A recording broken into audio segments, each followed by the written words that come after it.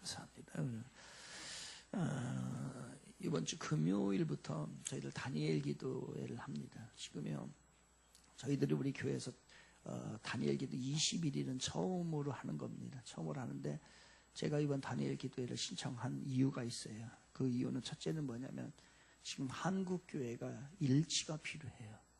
어떻게 해서든지 좀 하나가 되는 모습이 필요합니다. 그런데 너무너무 좋은 거룩한 브랜드예요. 증명되어 있고요.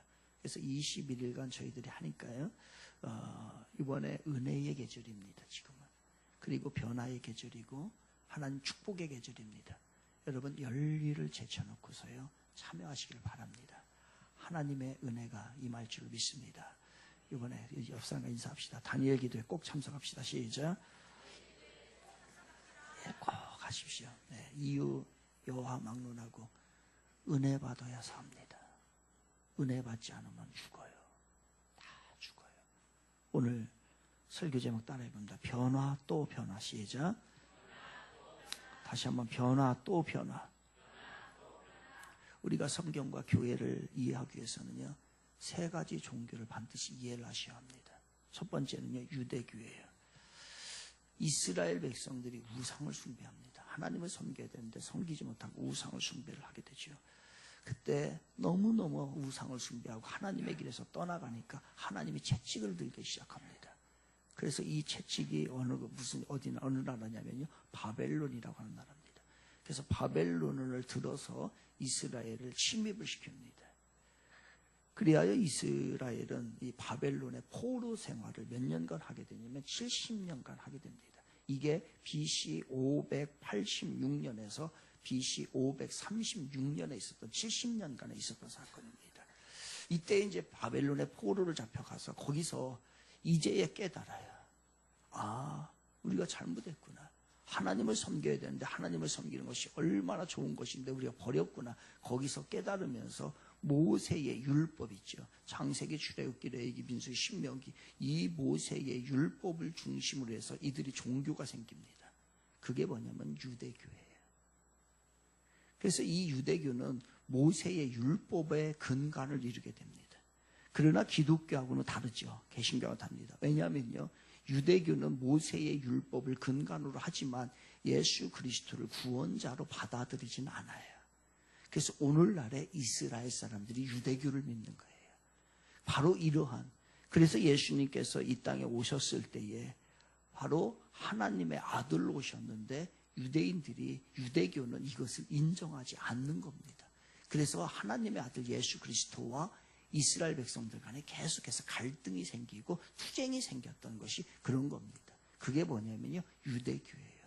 모세의 율법을 근간으로 하지만 그러나 예수 그리스도를 하나님의 아들로 받아들이지는 않는다는 거예요. 이게 유대교인데 언제 생겼다고요? 바벨론의 포로를 잡혀가서 그때 정신을 차리고 모세 오경을 중심으로 종교가 생기게 된 거예요. 그때가 바로 어때냐면 BC 586년에서 536년이다 이거예요. 그때 생긴 게 유대교입니다. 그리고 이제 천주교를 보겠습니다. 여러분, 천주교를 보겠어요. 고대 지중해 세계는요, 다신론입니다. 신이 많이 있는 거예요. 그래서 다신교적 전통을 가지고 있었던 것이 고대 어떤 지중해 세계의 그런 문화였었어요. 그런데 예수님이 승천하시고 난 다음에, 이 땅에 오시고 난 다음에 부활하시고 승천하시고 난 다음에 생긴 게 뭐냐면 유일신 사상이에요. 하나님만이 유일하신 신이시고 오직 예수 그리스도를 통해서만이 구원을 받는다라고 하는 이 기독교 유일신 사상이 가져오게 됩니다. 이게 1세기에 이제 AD 1세기 중엽에 이게 이제 신앙이 기독교가 막 전파가 되버려요. 사도들에 의해서 또한 예수를 믿는 사람들에서 전파가 되기 시작합니다. 그러니까 이게 전파가 되다 보니까 또 여기서 갈등이 생겨요. 유일신 사상과 다신론 사상이 갈등이 하게 됩니다. 이제 그러다가 이제 기독교에 이제 대표자가 있습니다. 모든 기독교 대표자가 있는데 그 중에서 기독교 대표자, 그 당시에 이제 로마의 주교라고 하죠. 로마의 주교 중에 기독교 대표 중에 그때에 누구냐면 다마수스라고 하는 사람이 있었습니다. 이 사람이 기독교 대표예요. 이 기독교 대표가 378년에 여러분 좀 기억을 하셔야 됩니다. 지금부터는 378년에 이 다마수스가 이교도들의 수장과 그 다음에 기독교의 수장을 겸하게 됩니다. 그래서 이 다마수스가 두 개를 다 통합을 해버리대요. 오늘날로 해석을 하면 뭐냐면요. 이 뭐 기독교 대표, 천주교 대표, 불교 대표, 저기 어떤 무슨 대표들이 다 있는데 이것을 기독교가 하나로 다 통합을 해버립니다. 그리고 대장을 하나로 뽑게 되는 거예요. 그러면 여기서 문제가 발생을 하죠. 좋아요. 하나라는 거예요. 그런데 그 하나를 만들려고 하면 이들의 사상을 가져올 수밖에 없고 이들의 요구를 들어줄 수밖에 없는 거예요. 그래서 378년에 다마수스 주교가 이 대표를 갖게 되는데 이교도의 대표권까지 같이 갖게 되는데 이때부터 무슨 사상이 나오게 되냐면 혼합사상이 나온 거예요. 이것저것 다 받아들이다 보니까 이런 사상 저런 사상 이런 종교 저런 종교 기독교 천주교 불교 모든 미션을 짬뽕을 시켜가지고서 하나의 종교로 만든 게 된 겁니다. 이렇게 해서 이게 378년 다마수스가 대표가 되고 그 다음에 정확하게 AD 590년에 고레고리 1세에 의하여서 590년에 로만 캐톨릭 철치가 처음으로 공식 이름이 나오게 되는 거예요. 몇 년에요? 590년에. 다시 590년 시작. 여러분이 반드시 기억하셔야 돼요. 590년에 공식으로 로만 캐톨릭 철치가 나왔다는 거예요. 로만이라고 하는 것은 로마를 중심으로, 캐톨릭이라고 하는 것은 보편주의라는 뜻이에요. 그러니까 이것저것 다 보편적으로 받아들인다는 거예요. 왜 그럴 수밖에, 캐톨릭이라고 하는 이름을 쓸 수밖에 없었던 것이 왜냐면 나머지 이방 종교를 다 받아들였거든요. 그러니까 이제 유일신 사상이 여기서 무너지게 되는 겁니다. 혼합 종교가 590년에 고레고리 1세에 의하여서 공식으로 등장을 하게 되는 겁니다. 이때부터 이제 기독교에 예수 그리스도가 심어놓은 그 교회의 순수성이 여기서부터 파괴되기 시작합니다. 이 잘못된 길을 이제 여기서부터 590년에 로만 카톨릭이 나오면서부터 계속 잘못된 길로 가게 되는데 이걸 몇 년을 이렇게 가게 되냐면 1000년이라는 세월을 이렇게 가게 됩니다. 1000년을 590년에 만들어져서 마틴 루터가 등장하기 전까지 그 당시까지의 1000년이라는 세월을 잘못된 왜곡된 길로 천주교가 흘러가게 됩니다. 그리고 난 다음에 이제 16세기 정확하게 1517년에 마틴 루터에 의해서 종교개혁이 일어나게 되는데 이 마틴 루터가 변화를 일으키기 시작합니다. 마틴 루터는 독일에 있어서요 그 어떤 카톨릭의 한 신부였습니다. 그러면서 또한 신학대학교의 교수였어요. 그런데 이 사람이 성경을 연구를 하면 할수록 이게 잘못됐다. 중세교회가 잘못되었다는 것을 알게 됩니다. 그래서 마틴 루터가 이것을 알게 되고 이것을 변화를 줘야 되겠다라는 생각을 했었고 그런데 그 당시에 마틴 루터만 이 생각을 했던 것이 아니고 많은 사람들이 이 생각을 했었는데 어떻게 할 길이 없었던 거예요. 그런데 마틴 루터가 종교개혁을 하니까 수많은 사람들의 호응을 얻게 됩니다. 이것으로 인하여서 급기야는 이제 변화가 시작되는데 성경의 본질로 돌아가게 되고 그리고 99개의 잘못된 부분을 조목조목 마틴 루터가 써서 성당에다가 비텐베르크 성당에다가 딱 붙여버리게 됩니다. 이게 바로 95개조 반박문이 되는 거예요. 이거로 인하여서 마틴 루터는 로만 카톨릭부터 파문을 당하게 되지요. 그로 인해 이제 잘못된 교회 이 모습을 찾아가기 시작합니다. 그 찾아가면서 만들어진 것 아니 만들어져서 새로 만들어진 게 아니고 원래의 모습을 다시 찾아간 것이 바로 개신교예요. 그래서 개신교는 성경 본질로 들어가서 교회의 정통성을 회복하는 그러한 계승을 가져가주는 교회가 바로 오늘날 우리가 말하는 개신교입니다. 그러니까 개신교는 상당히 성경 중심적입니다. 그리고 초대교회의 모습, 예수님이 돌아가시고 난 다음에 만들어 놓으셨던 그 교회의 모습을 계승하는 교회가 바로 개신교회예요. 이런 얘기를 합니다. 천주교는 형님이고 개신교는 동생이다. 이런 얘기를 하는데 이거는 참 천주교에서는 그렇게 얘기할 만하죠. 왜냐하면 자기들을 옹호해야 되니까. 그런데 개신교 사람마저도 이런 얘기를 해요. 참 잘못된 거죠. 이 사상이 잘못된 거기 때문에 곧 이게 잘못된 거예요. 심지어는 지금 명성교회 김삼환 목사님도 옛날에 그 얘기를 했다가 얼마나 혼났는지 몰라요. 그렇지 않습니다. 정확하게 얘기하면 그것이 아니고요. 개신교는 순수 혈통을 이어간 것이고 천주교는 말하면요 혼혈족이라고 보면 돼요. 가다가 잘못 가가지고서 이방과 결혼. 그러니까 아들이 나가가지고서 가출해가지고서 어느 날 돌아왔는데 누구랑 결혼했냐면 장녀와 결혼해가지고 그런 식으로 굳이 비유한다면 이상하게 돼가지고서 돌아온 그러한 모습이 돌아온 게 아니라 그렇게 가고 있는 것입니다. 이게 바로 개신교이고 유대교이고 천주교입니다. 이러한 정통성을 정확하게 가지고 있는 게 개신교입니다.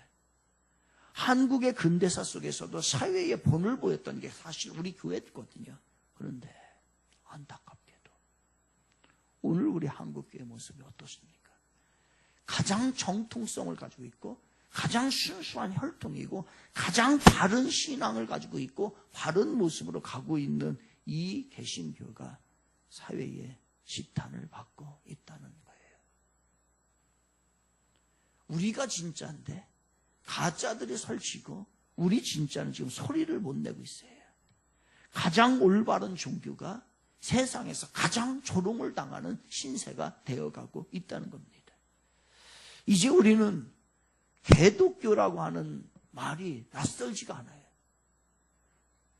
이제 하도 들어서 개독교 하도 들어서 우리는 이 말에 낯설지가 않아요.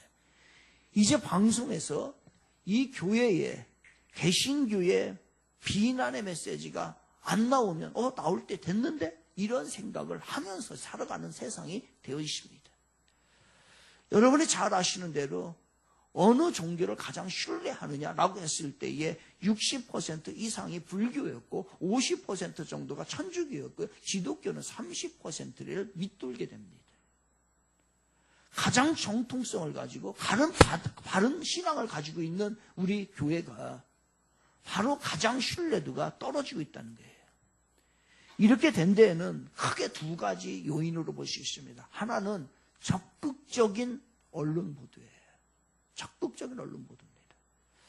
대형교회 담임 목사들의 어떤 세습, 그리고 일부 목회자들의 추태, 이게요 방송에서 적극적으로 보도가 되고 있습니다. 이것으로 인하여서 우리의 기독교의 이 신뢰성은 땅에 떨어져 있습니다. 또 소극적인 언론 보도입니다. 적극적인 언론 보도가 있는가 하면 소극적인 언론 보도가 있습니다. 소극적인 언론 보도는 뭐냐면요, 한국의 비영리 구호단체가 한 220여 개가 된다고 합니다. 이 220여 개 중에서 바로 80개 정도가 기독교 구호단체래요. 그리고 그 구호의 금액 중에서 40%가량이 바로 기독교와 관련되어 있는 바로 단체에서 나온다는 거예요. 그런데 이 보도는 안 되는 거예요. 소극적인 언론 보도입니다. 아마 이러한 사상이 우리에게 강하다라고 생각을 해요. 우리는 이런 생각을 합니다. 어떤 선한 일을 하게 되면 막 드러내질 않습니다. 오른손이 하는 일을 왼손이 모르게 하라라고 하는 것이 우리들의 사상 가운데 사실은 있습니다. 의식 가운데. 막 잘난 체 하고 싶은 생각이 별로 없는 거예요. 그러다 보니까 이 보도가 소극적으로 되다 보니 사회 사람들은 교회에서는 하는 일이 없고 늘 부정부패만 있다라고 생각을 하는 거죠.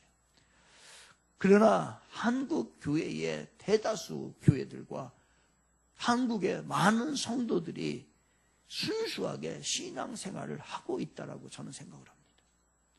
일부 대형 교회들 때문에 애매하게 많은 교회와 많은 교인들이 비난을 받고 있는 실정인 것이죠. 그러나 내가 잘못하지 않았다 하더라도 내가 비난받을 수밖에 없는 어떨 수 없는 그러한 구조에 우리는 놓여 있습니다. 왜냐하면 모든 교회들은 그리스도 안에서 한 몸이기 때문에 그렇습니다. 그래서 어느 한 부분이 아프면 몸 전체가 통증을 느끼는 것처럼 하나 교회가 잘못되면 우리는 그 안에서 하나이기 때문에 같은 아픔을 느끼게 되고 같은 비난을 받게 되는 거지요. 그러므로 우리는 설상 내가 잘못하지 않았다 할지라도 지금의 이 모습을 보며 지금의 한국교회의 어려움을 보며 부패와 어려운 상황 가운데를 보면서 나 자신을 반성하고 우리는 또한 공동체로서 회개를 해야 한다고 생각합니다. 특히 잘못된 부분, 잘못되어 가고 있는 부분에 대해서 우리는 철저하게 변화를 해야 되고 또 변화를 해야 하는 것이 우리들의 모습이에요. 철저히 바꾸어야 합니다. 이러한 취지에서 저는 오늘 본문을 보도록 여러분과 함께 본문을 보려고 합니다. 특히 오늘 본문은 롯이라고 하는 사람을 조명함으로 인해서 오늘 우리들의 모습이 어떻게 변화되어야 되는지에 대한 이야기를 좀 나누려고 합니다. 본문은 아브라함 시대의 소돔성이 유황불로 심판을 받는 사건을 기록하고 있습니다. 하나님께서 아브라함에게 의인 10명만 있으면 소돔과 고모라를 멸하지 않겠다는 거예요. 여러분, 의인 10명, 한 마을에 아무리 작은 마을이라 할지라도 의인 10명이 없겠냐고요. 10명이 없겠냐고요. 아무리 세상이 다 타락하고 교회가 다 타락했다 할지라도, 우리 교회가 타락했다 할지라도 우리 공동체 안에 의인 10명이 없겠냐고요. 그런데 없었다는 거예요. 없었어요. 한 가정만, 그래요. 우리 교회가 다 타락했어. 다 타락했어. 그런데 한 가정만 바로 세워진다고 한다면 10명 나와요. 그렇지 않습니까? 내가 바로 쓰고, 그러면은 내 아내 바로 쓰고, 할머니, 할아버지 주고, 그리고 내 자식, 이렇게만 한 가정만 여러분, 제대로 된 가정 하나만 있었더라도 그 소돔과 고모라는 멸망하지 않는다는 얘기예요. 그런데 제대로 세워진 한 가정이 없어서, 의인 10명이 없어서 소돔과 고모라는 망하게 됩니다. 그래요. 소돔과 고모라 성에서 기대할 수 있는 가정이 있습니다. 그 가정이 누구냐면 롯의 가정이에요. 롯의 가정만 제대로 섰으면요, 그 소돔과 고모라 성 안 망합니다. 롯은 원래 아브라함의 조카입니다. 조카기 때문에 롯은 하나님을 섬기는 신앙이 있었어요. 롯에게는. 롯은 구원을 받은 사람입니다. 롯은 구원을 받았다고 한다면 아내에게 전도했어야지. 그리고 딸이 둘 있어요. 그런데 그 딸이 결혼을 했으니까 사위가 있는 거예요. 그리고 그 자녀들이 자식을 낳았겠죠. 그렇다고 한다면 롯 하나가 정신을 차렸더라면 아내를 전도했을 것이고, 딸을 전도했을 것이고, 사위를 전도했을 것이고, 그 자녀들이 예수만 믿었다고 한다면 소돔과 고모라는 망하지 않습니다. 그런데 10명이 없어서 한 가정이 롯이 제대로 세워지지 않아서 바로 소돔과 고모라는 망한 거예요. 만일 롯이 신앙생활을 똑바로 하고 자기 가족들과 가까운 이들에게 하나님의 말씀을 전파하며 했다면 그런 비극은 일어나지 않았을 것입니다. 하나님께 드리는 예배를 소홀히 하고, 롯은 하나님 앞에 드리는 예배를 소홀히 했어요. 구원은 받았지만 예배 소홀히 했어요. 하나님의 말씀을 무시하고 죄악된 생활을 했던 것이에요. 구원은 받았어요. 구원은 받았는데 예배 드리지 못하고, 그리고 하나님의 말씀을 무시하고 하나님 말씀대로 살지 않고 죄악된 생활 살았어요. 그러니 그 집안이 변화가 일어나겠냐고요. 롯은 자신부터 신앙생활을 대충대충 한 거예요. 그래서 주위에 신앙의 영향을 전혀 주지를 못했던 거예요. 베드로후서 2장 7절은 롯의 신앙을 평가하고 있어요. 그 후에 롯에 대해 신앙을 평가합니다. 뭐라고 평가하냐면 무법한 자들의 음란한 행실로 말미암아 고통을 당하는 의로운 롯을 건지셨으니 이렇게 나옵니다. 그러니까 롯에 대해서 뭐라고 붙이냐면 의로운 롯이라고 그래요. 그 의롭다는 거예요. 지금 뭐냐면요, 의인은 우리가 어떻게 의롭게 됩니까? 믿음을 얻게 되면 의롭게 됩니다. 믿음을 가지고 있었다는 거예요. 그러니까 롯은 이 정도였어요. 구원을 받았어요. 하나님을 믿었고 구원은 받았어요. 그리고 소돔성이 이렇게 타락한 거에 대해서 가슴 아픈 마음을 가지고 있었어요. 그러나 철저하게 신앙생활을 하지는 않았다는 거예요. 그래서 이름뿐인 크리스찬이었고 겨우 구원을 받을 정도의 성도였고 명목상의 성도였고 주위 사람들에게 전혀 선한 영향력, 신앙의 영향력을 행사하지 못한 사람, 최소한의 신앙만 가지고 있었던 사람, 자기만 구원을 받은 사람이 누구였냐면 롯이었습니다. 이 한 가정이 잘못되어서 수많은 사람들이 멸망을 당하게 됩니다. 사실 우리가 롯을 일방적으로 비난할 수가 없어요. 우리가 비난 못합니다. 저도 비난 못해요. 우리 자신도 어느 순간부터 보니까요, 롯과 같은 신앙생활을 하고 있어요. 형식적으로 돼버렸어요. 신앙이 형식적으로 돼버렸어요. 어느 순간부터 복음의 영향력을 전혀 나타내지 못하고 있어요. 여러분 때문에 여러분 주위의 사람들이 예수를 인정을 합니까? 아니에요. 언제부터인가요? 몸으로 신앙생활하는 게 아니라 입으로 신앙생활해요. 입으로. 말은 많아. 참 말만 하고 말 잘해. 그런데 이 행동이 따라주질 않아요. 사실 말 많은 사람 치고 신앙생활 잘하는 사람이 없습니다. 여러분. 몸으로 해요. 몸으로 보여줘요. 목장 예배 드릴 때 말 많은 사람, 신앙 없는 사람이에요. 묵묵히 경청하고 묵묵히 내가 해야 될 일이 무엇인가를 하고 늘 변화하고 어느 순간부터 말만 많아졌어. 말만. 계속 말만 해. 몸으로 드러내죠. 오늘 이 시대도 비슷합니다. 우리가 살고 있는 오늘 이 시대가 소돔 시대와 다를 바가 없어요. 우리 자신들도 롯과 비슷하다고 생각을 해요. 오늘날 크리스찬이라고 하는 이름만 가졌지 참 신앙을 찾아보기가 어렵습니다. 신앙의 흉내만 낼 뿐 하나님의 영광을 드러내지 못합니다. 교회 이미지에 먹칠을 하고요. 자기 자신도 축복을 받지 못하고 있는 인생들이 얼마나 많은지 몰라요. 이른바 롯의 후예들이 너무 많아요. 롯은 아브라함의 조카예요. 조실부모였어요. 그래서 아브라함의 스라에서 자랐거든요. 신앙을 갖게 되었습니다. 근데 문제는 삶의 변화가 없었어요. 구원만 받은 거예요. 그래서 이건 뭐라고 하냐면 너무너무 부끄러운 구원이라는 거예요. 오늘 우리도 마찬가지 아닙니까? 예수 그리스도의 십자가의 대속으로 복음을 믿으면 우리가 구원을 받아요. 의인이 됩니다.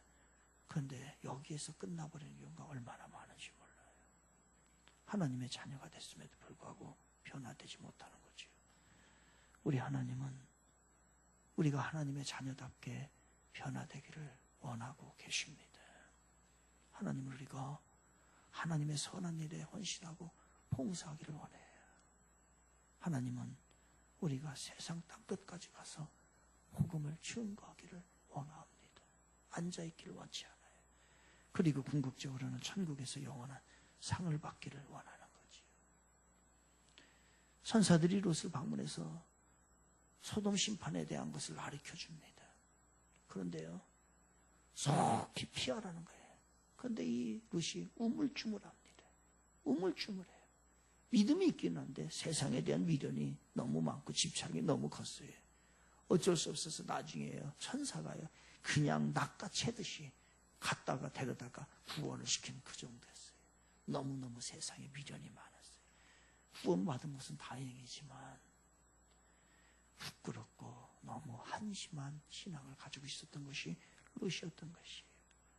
롯은 믿음이 있었어요. 하지만 여전히 세상적인 집착, 죄악 가운데 세속적인 삶을 살고 있었습니다. 롯은 육신적으로 편리한 것, 풍요로운 것, 향락적인 것을 가지고 있었던 것이죠. 지난주에 동기들과 졸업 후에 처음으로 이제 그 선교지를 필리핀의 빵빵가라고 하는 곳에 이제 선교를 다녀왔습니다. 진구 목사가 이제 선교하는 교회예요. 그 교회인데 제가 선교지에 갔을 때에 이 친구는 저보다 1년을 늦게 온 친구예요.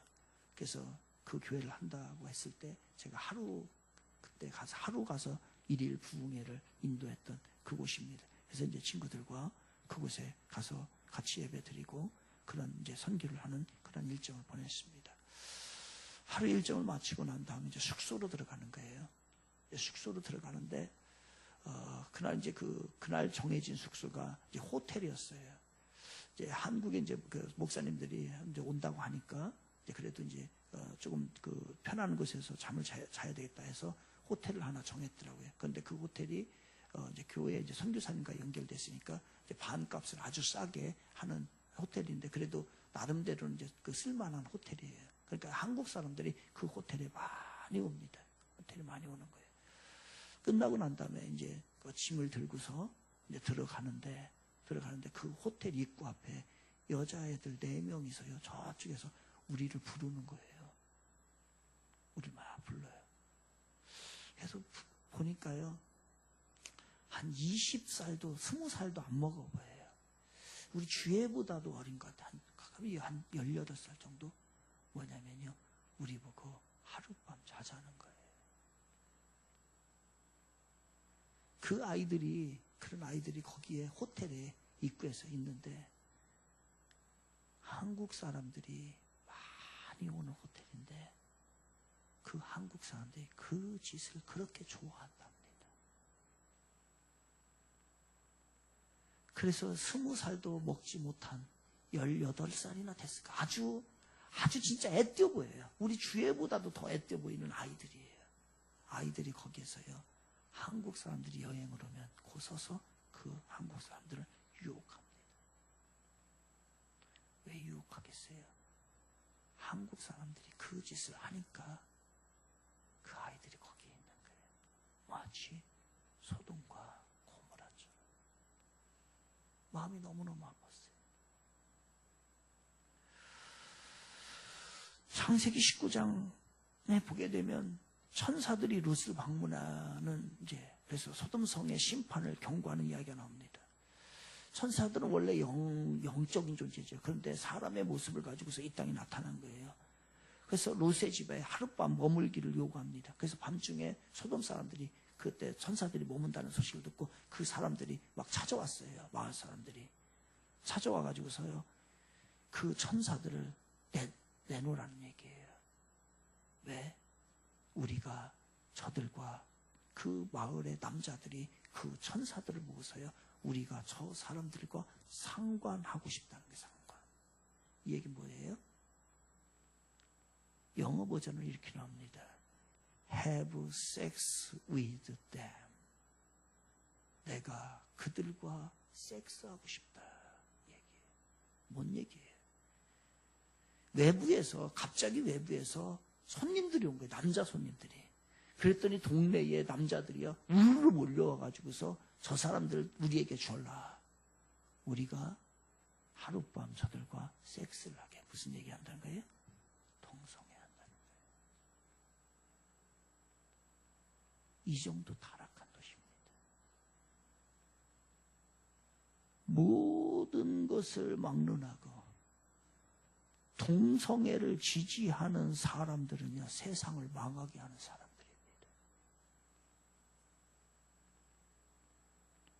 동성애는 있을 수 없는 일이에요. 성경에서는 철저히 막는. 이 당시에 소돔과 고모라가 망한 것은 주 원인 중에 하나가 동성애였습니다. 이 나라가 동성애를 지지한다고요? 이 인간들은 이 나라를 망하게 하는 인간들이에요. 이 나라를 작정하고 망하게 하겠다는 거예요. 그때 과관이죠 또. 롯의 도덕적 수준이 어느 정도인지 아십니까? 창세기 19장 8절을 보면 이렇게 얘기 나와요. 내게 남자를 가까이 하지 아니한 2 딸이 있노라. 청하건대 내가 그들을 너희에게로 이끌어내리니 너희 눈에 좋은 대로 그들에게 행하고 이 사람들은 내 집에 들어온 주 이 사람들에게는 아무 일도 저지르지 말라. 이게 롯의 도덕적 수준이에요. 손님을 보호하는 것은 가상한 일입니다. 그러나 어떻게 자기 처녀 딸을요 그 남자들에게 섹스를 하라고 내보낼 수가 있겠어요? 이게 가당한 일입니까? 있을 수 없는 일이에요. 있을 수 없는 일. 그런데 참 이게 과거네요. 여러분, 똑같은 일을 우리가 하고 있어요. 여러분의 자녀들 순결을 지키게 하기 위해서 열심히 여러분 감시하고 계십니까? 아니면 그냥 놔둬요? 공항에서 오는데요. 이제 이제 수속을 밟잖아요. 바로 뒤에 한 20살, 22살이나 3살 정도나 됐을라나 우리 주에만 하나 남녀가 여행을 온 거예요. 남녀가. 결혼도 하지 않은 20살이나 먹었을까? 한 20살 정도 먹었네.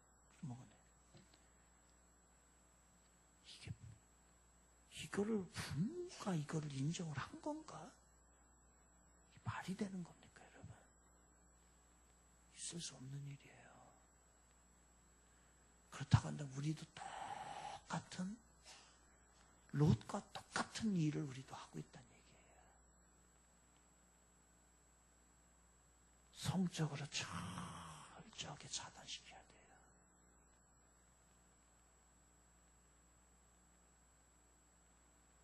안 돼요. 막어도 안 됩니다. 그러나 안 막으면은 끝이 나는 거예요. 김주혜, 주임정. 결혼 전까지 어디까지만 허락한다고? 김주혜 어디까지 허락한다고? 크게 얘기해. 시작. 손 잡는 것까지만 허락이 돼. 그 이상의 신체적 좀 된다 안 된다? 크게 얘기해. 안 된다. 안 됩니다. 그 이상에 넘어갔다고 한다면은 우리 김주혜 어린이는 바로 평생 홀로 살아야 합니다. 시집을 못 가요. 주임정? 알았어요? 한승현? 알았습니까? 대답이. 김주빈, 고개 들어. 알았어요? 권용, 알았어, 몰랐어요. 여자친구 잘 있어? 잘 있대요. 안 돼요. 여자친구 많아도 괜찮아.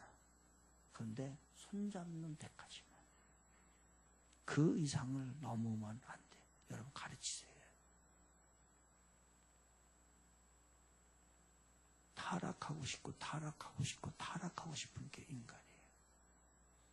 그런데 부모가 그거를 인정해준다? 바로 롯과 같은 과거 아닌 신세가 되게 되는 거예요. 롯이 죄악의 도성에 살면서 영적으로 마비되었고요. 도덕적으로 마비되었어요. 우리도 정신 차리지 않으면 이렇게 됩니다, 여러분. 그 아이들이 몇 날 며칠 부모를 떠나서 결혼도 하지 않은 아이들이 필리핀에 여행을 온 거예요. 뭐 했겠어요? 걔들이 문화 탐사하러 왔어요? 선교하러 왔어요? 아니에요. 이게 세상이에요. 여러분 가보십시오. 그런 아이들 즐비합니다. 동남아로 골프 치러 가는 사람들 거의 그렇다는 거예요. 점검하십시오. 여러분의 지금의 영적 상태 점검하세요. 지금 어떤가요? 여러분의 도덕적 상태가 지금 어떤가요? 지금 점검하십시오. 우리가 정신 차리지 않으면 우리의 자녀들이 이렇게 돼요. 우리가 자녀들을 신앙으로 가르치지 않으면 동성애가 만연되어서 남자 며느리가 우리 집안에 들어옵니다. 실질적으로 그렇다는 거예요.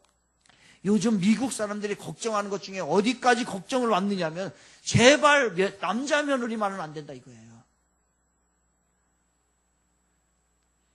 여자면 된다. 여자면. 여자 며느리만 데려오면 감지덕지다는 얘기예요. 이 정도까지 지금 미국이 걱정하는 세상이 됐어요. 이게 곧 우리 나올 때. 죄악 세상에 살다 보면 주위 사람들이 다 그러니까 아무렇지도 않은 것처럼 타협하기 쉽습니다. 결국 하나님께 책망을 받고 어려움을 당하게 되는 거지요. 그러므로 여러분 우리 용기 내시기를 바랍니다. 용기 내세요. 어떻게 해요? 무섭게 변화해야 되겠다고. 이 변화에 용기를 내셔야 합니다. 변화하고 또 변화해야 해요. 잘못된 것이 철저하게 버려야 됩니다. 불신앙적인 것과 타협해서는 안 됩니다. 하나님을 섬기는 일에 최선을 다해야 될 줄 믿습니다. 애매한 사람이 되어서는 안 돼요. 명확한 사람이 되어야 돼요.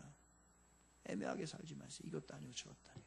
신앙인도 아니고 청직이 교인인지 아닌지 뭘 하는 건지 안 하는 건지 아무것도 아니에요. 이게 아니에요. 이거 도덕성을 회복해야 돼요. 링컨이 변호사 시절에 사람들이 변론을 부탁하면서요, 좀 부정적으로 고에게 수임료를 갖다 막 줬다고 합니다. 한 번도 그랬다고 그래요. 한 번은 어떤 사람이 돈을 많이 해요. 그런데 이 링컨은요, 신앙의 양심을 가지고 하나님을 믿는 사람으로 이런지하에 거절했다고 해요. 그때 어떤 사람이 그 사람이 이렇게 얘기하더라는 거죠. 평생 먹고 살 수 있는데 왜 거절합니까? 라고 링컨에게요, 다 반문을 했대요. 그랬더니 링컨이 뭐라고 하냐면요, 평생 먹고 사는 것은 하나님이 주십니다. 내가 그거 부정적인 거 돈 받아가지고서 부자 되겠습니까? 생각해 보세요. 링컨이 평생 먹고 사는 거 하나님이 안 주셨나? 대통령까지 만들어주고 그 믿음의 고백을 하니까요. 역사에 남은 위대한 크리스찬이 될 수 있었던 것, 바로 하나님의 역사인 것입니다. 여러분, 하나님을 잘못 섬기는 있다면 변하고 또 변하시기를 바랍니다. 하나님을 제대로 섬기는 일에 우리가 쓰임을 받아야 돼요. 이제 이 롯의 영적 리더십이 얼마나 타락했는지 아십니까? 완전히 이제는요, 가족들조차도 신앙으로 통솔을 할 수가 없어요. 이 사위들에게 얘기했더니요, 사위들에게 심판이 있다라고 얘기했더니 장인어른에게 뭐라고 합니까? 농담하지 마세요. 이제 이 영적 리더십이요, 그 부모의 권위가 자녀들에게 얘기했을 때에 농담으로 여기는 여기까지 온 거예요.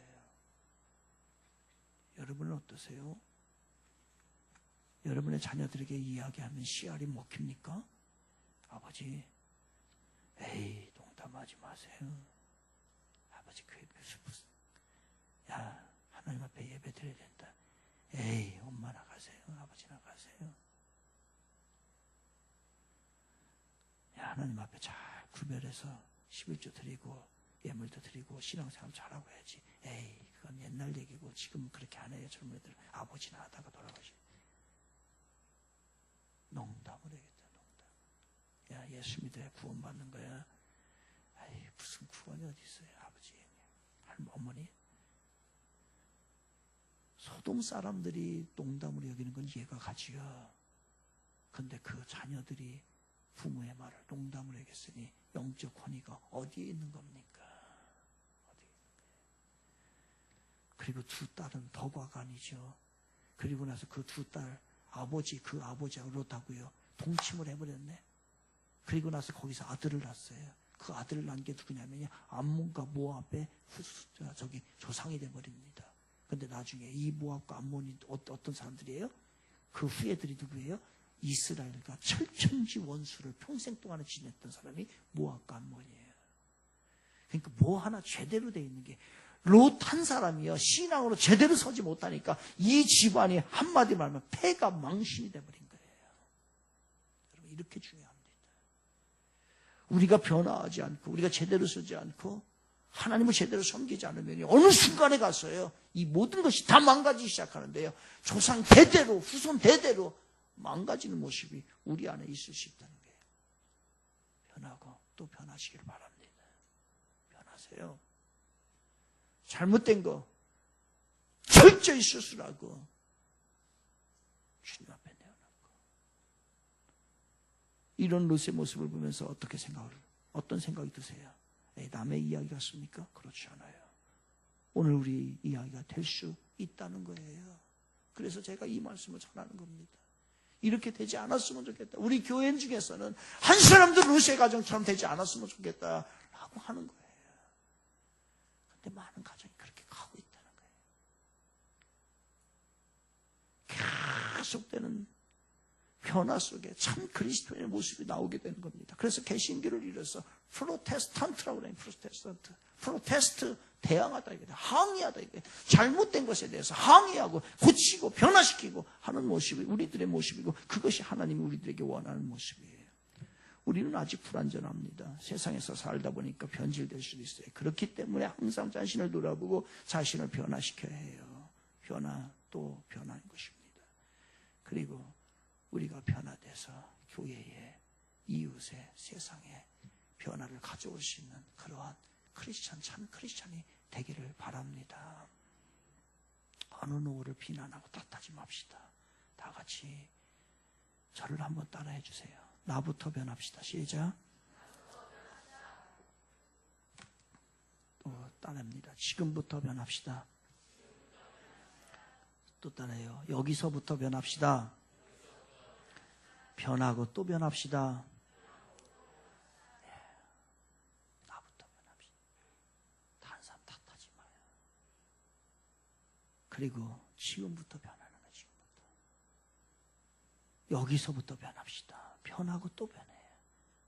우리 다시 한번 따라해 봅시다. 하나님은 변하는 만큼 축복하시고 사용하신다. 시작.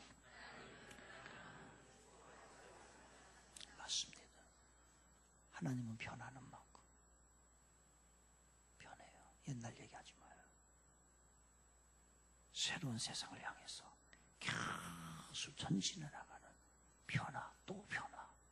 새로운 모습으로 주님이 원하시는 그 자리로 나아가기 위해서 잘못된 것 있으면 무질게 깎아내고 그리고 새롭게 축복의 자리에 다 임하기를 바랍니다.